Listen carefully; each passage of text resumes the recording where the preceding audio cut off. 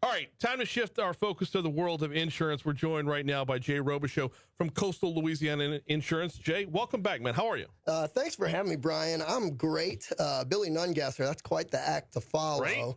Good thing is I got up this morning, I went to church, and I prayed. Okay. The good news about praying is we're going to need a lot of prayer for this hurricane season coming up. And right before I came here, I went to the gym because I'm, getting ahead of those New Year's resolutions. I'm going to need a lot of energy to get through this next year because it's going to be rough in the insurance world. So we've got so many. You just opened up so many different questions right off the bat. First of all, with the insurance, with the hurricane season for next year, we're seeing from this year that even if we don't get hit by a hurricane, we can still feel the effects of a hurricane. Yeah, the thing we've got to keep in mind, Brian, is that the insurance industry is a global industry. Mm-hmm. Even if the carriers here in Louisiana don't suffer any effects directly, a lot of these companies are national companies. So if they suffer losses in other states, they've got to make sure that the books balance one way or another. Another interesting thing is reinsurance, which we might talk a little bit about later. But reinsurance companies usually deal on a global stage, and crisis I don't want to get into the climate debate. That's something you can have with CPRA or one of these other agencies. But one thing we know is that it's been a rough year for natural disasters, and the cost of storms are now felt globally. So, yeah, a rough year for natural disasters, that broadens things out to beyond just the hurricanes.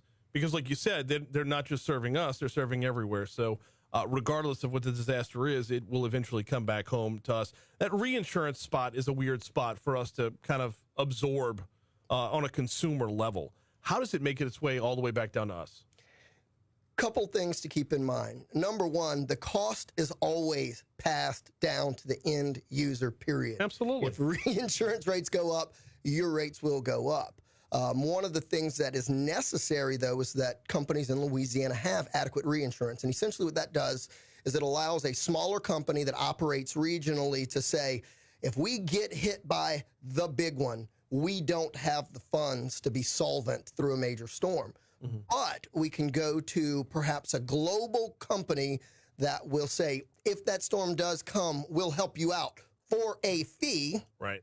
And that's exactly where we find ourselves, is that those fees on the companies that operate locally are going up because of costs, not just here in Louisiana, but globally. Okay, so, and I'm going to get us way off the beaten path here, but they insure the insurers.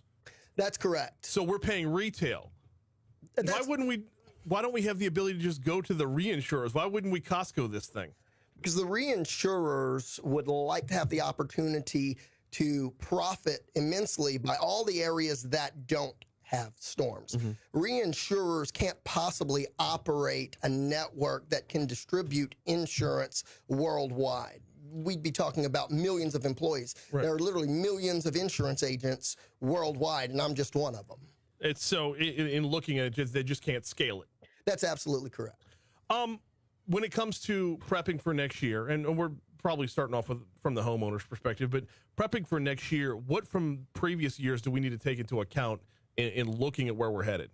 Well, that's a great question. If we're talking about prepping your home and being prepared for a storm, those things never change. One of the interesting things that's been speculated that we may be able to do as a state is to provide some funds to areas that are particularly adversely affected by storms and do some mitigation to prep for that, because things like new roofs, things like following the new, or it's not new anymore, but the Louisiana Uniform Commercial Code for building new houses, things like storm shutters have shown to greatly reduce the effects of a storm on properties that take those precautions. Right, but do they affect your premiums? Actually, they do, Brian, and so that's one of the interesting things that's being looked at. You and I are both Rotarians, and yes. I don't know if you made the meeting last week, but one of the things that the legislative auditor was talking about is some funds that have been allocated by the legislature to help with our insurance crisis. Yeah. The question is, how do we use those funds? And one of the solutions that was proposed was to do some grants for mitigation. So the buzz term right now is the fortified home, right? The fortified roof, the fortified windows. This is going to be I don't want to say treacherous path, but every time there's an opportunity to do something, there's an opportunity for someone to take advantage of it. So as a homeowner, if I'm looking at making any improvements, roof, windows, whatever, what do I need to be on the lookout for when it comes to fortifying my home? Yeah, Brian, that's a great question. And let me go ahead and use this opportunity to let you know that I am not a licensed and registered contractor in the state of Louisiana, but you always want to go to a contractor that does business here in the state, Yes, that has a strong reputation, and as trite as it may seem, the ones that will be here, quote unquote, after the storm is gone. we're talking with Jay Robicheaux. We're talking about what we need to be on the lookout for next year, and kind of the state of the insurance industry over the most recent years as well. We've seen a reduction in a number of carriers, unfortunately, here in Louisiana. Some just don't make it. Some pack up and bail out. What effects does that have for us? Well, Brian, it comes down to the idea that the less competition in a marketplace, the higher prices are. That's simple economics. However, I think we've got to look back all the way to 2005 and Hurricane Katrina to see the genesis of how this all unfolded. Yeah, it started with Katrina, which, I mean, record numbers at the time. I think some of those records have been broken, but record numbers at the time that some are still paying for to this day. But it took its toll. What kind of toll? Well, the obvious one is the creation of Citizens. Hey, where does that brought us? So let's look at this from a couple of different facets. I'll mention Citizens first and foremost. Citizens was established as the insurer of last resort. Citizens has the ability to assess other companies to be able to cover losses that Citizens itself can't cover. So in effect, if you look at your insurance policy, you will probably see that there is a Louisiana Citizens surcharge on your policy if you look way down into those little tiny numbers on the bottom. But it affects that bottom line number that you pay. So that is a legacy effect of what happened after Katrina. Another thing that happened is a lot of the large national players said, you know what, we're going to take our ball and go home. The juice in Louisiana is just not worth the squeeze. So what we did as a state was incentivized new companies to start in the state of Louisiana that had a particular market here in Louisiana or perhaps the Gulf Coast, but that didn't have the ability to, quote unquote, take their ball and go home if they didn't want to play by the rules of the state of Louisiana. That's how we ended up with so many of the carriers that we had just a few years ago, 11 of which have now already folded. Because while these companies do want to do business in Louisiana, they're overexposed in many cases, they're undercapitalized, and the cost of reinsurance makes it very, very difficult to operate that business at a profit. Oh, so when these companies fold, that's where Citizens comes in, the quote-unquote insurer of last resort. And we've talked with Insurance Commissioner Donnellan about this a number of times, where who gets picked up by somebody else and who has to fall into that category, if only for a short period of time. But regardless of where they fall, our rates are affected by it. That's absolutely correct, Brian. At the end of the day, rate increases by one company affect everyone, especially Louisiana Citizens. Another thing to keep in mind with Louisiana Citizens is Citizens had approximately 40,000 policies on the books about a year ago. They're now over 120,000 and climbing rapidly. Yeah, and the goal would be to reduce that, not to raise it. And so there's a process called depopulation. I don't know that today's the day to get very, very deep into that process, other than to say to depopulate, you have to have companies that want to take those policies on.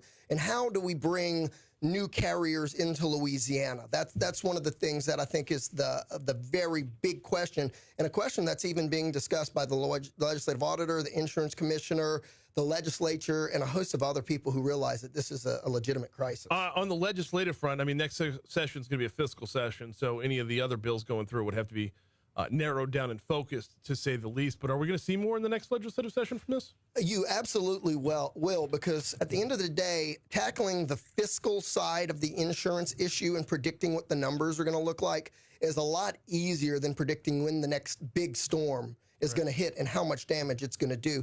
So as somebody who's actually a finance guy, my master's is in finance, not insurance, I look at this from a numbers perspective, because at the end of the day, you don't have to be a mathematician to understand that if insurance companies owe more than they can pay out, that they become insolvent. Right. And that's every industry, not just insurance. I mean, if you're not making money, you're out of business. And that's one of the interesting things, Brian, that's being considered. There are several things that are being considered to utilize funds that Louisiana has available to help improve this situation, is to perhaps capitalize some of these startup companies again, but also to make sure that they're better regulated from a standpoint of making sure that they're reinsured to a proper amount. Jay, but funds is a stopgap measure, man. It's got to be in policy, right? It's got to be in writing.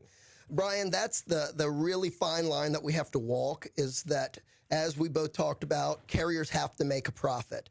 To be able to make a profit, they've got to be able to set rates, to be able to set policies in a standard that they feel is necessary to make money. The problem is, if a carrier wants to raise rates, they've got to go to the insurance commissioner. If a carrier wants to open a new line of business, they've got to go to the insurance commissioner. And I'm not saying that's a good or a bad thing, but we are one of only 18 states that elects an insurance commissioner, and every single politician on the Gulf Coast makes insurance and storms a major issue in their election campaigns. So it's politicizing a financial issue that becomes a sticky wicket.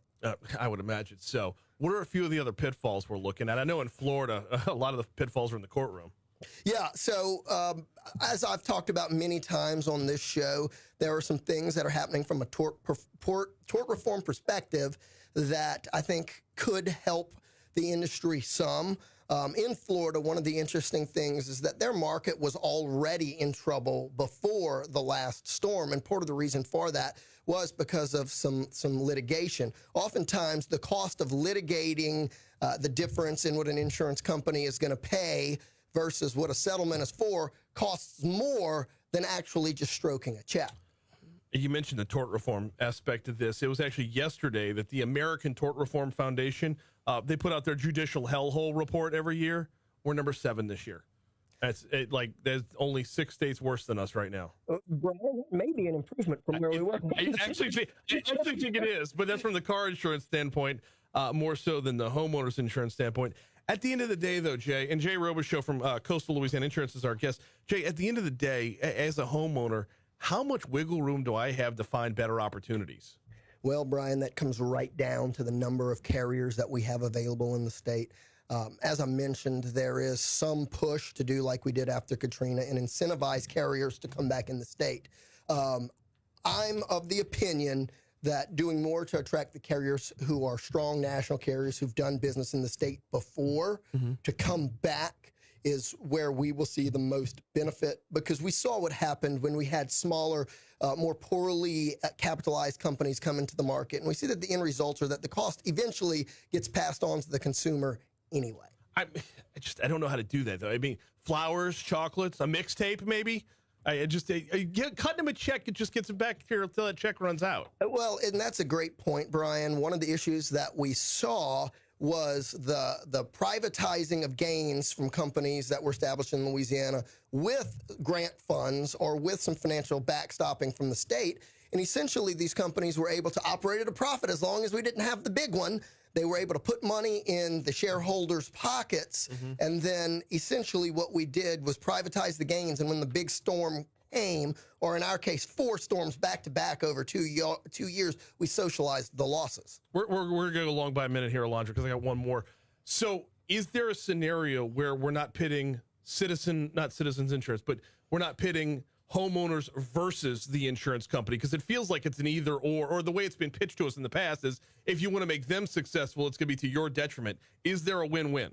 Brian, I believe there is a win-win. The question is, how do we make that happen? And I think it's going to be something that's difficult for folks here in Louisiana, which is for us to not have a parochial viewpoint on how we approach this, that the trial lawyers are against the insurance companies who are against the consumers who think that it's the insurance commissioner to regulate all this out. I think it's going to take some collaboration, and it's going to take some new ideas. I do want to give the Legislative Auditor's Office a lot of credit because they have done some studies that are proposing some ideas that I think, I hope, I pray will be something that will help our market find some stability in the coming year. He is Jay Robicheaux. Plug time. Where can folks find you?